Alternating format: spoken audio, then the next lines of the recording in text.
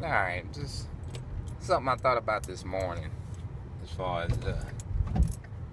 New Year's resolution goes. I'm on my way to the gym, going to hit up back day.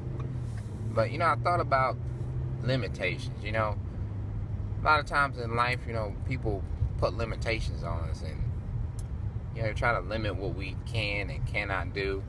And sometimes we put our own limitations on ourselves. And right before I did the bodybuilding show, I thought about something. And what inspired me to do the bodybuilding show was something simple. I thought to myself, I was like, man, when's the last time?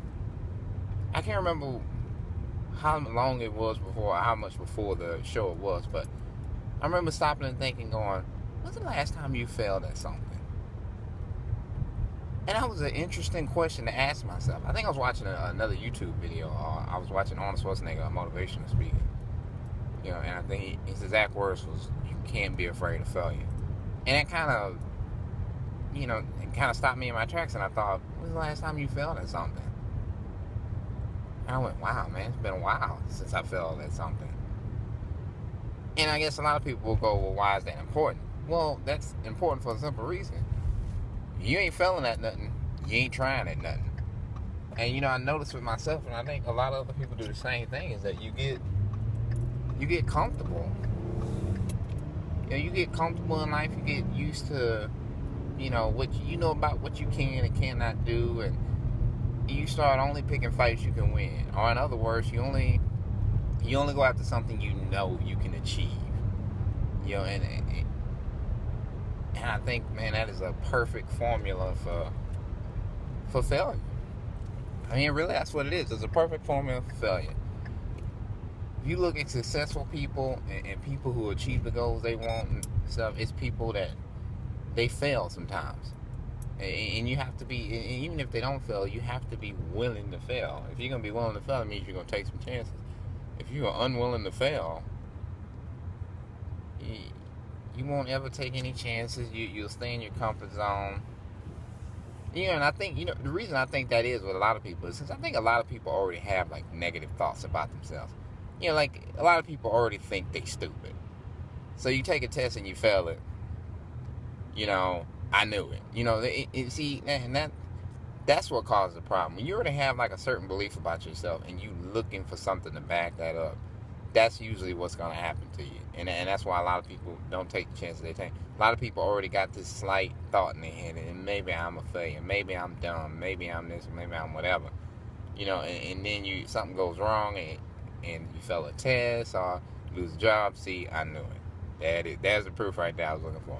Ignoring that, you held the job for 2 years and you were successful at it for whatever it was for, 600 and something days. No, it's the one day that you F up. Maybe you did F up and get fired, but that backs up what you wanted to believe. How's that work? And I'm guilty of doing the same thing. So, and I kind of thought about that, just for the New Year's resolution to go, you know what? New Year's, I'm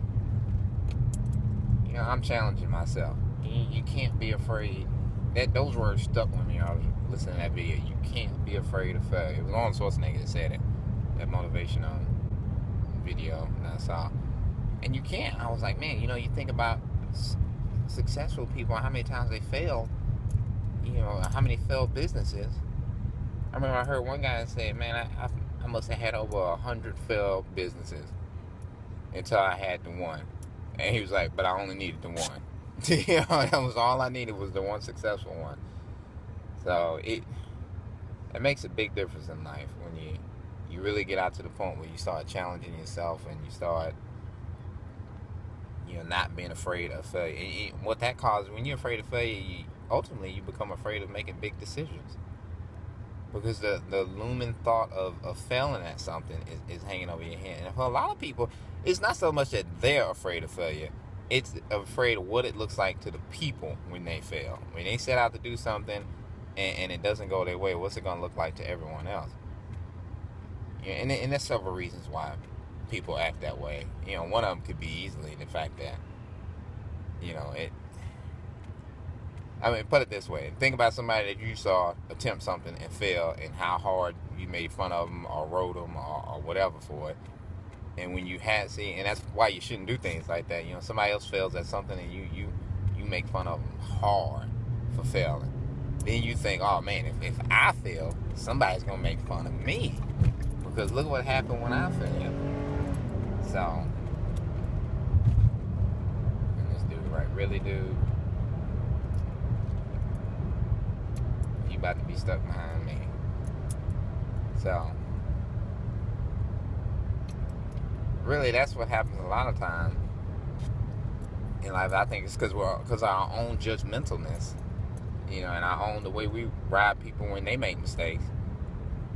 We don't want to be the one to make a mistake. So, and I've done it before too. Somebody tries something, they mess up, and it's funny or whatever. But maybe that's something you need to watch in your own life. It's like, hey man, I'll give you a good example. When I did the bodybuilding show, of course, when you do a bodybuilding show, there's always gonna be somebody on that stage that don't belong there.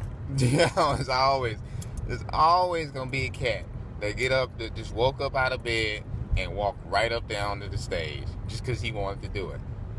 And it's easy to make fun of them because they show up. There was one guy, like in my show. There was a couple guys in my show, but there was one guy in particular I remember. He was about 240, 250, gut,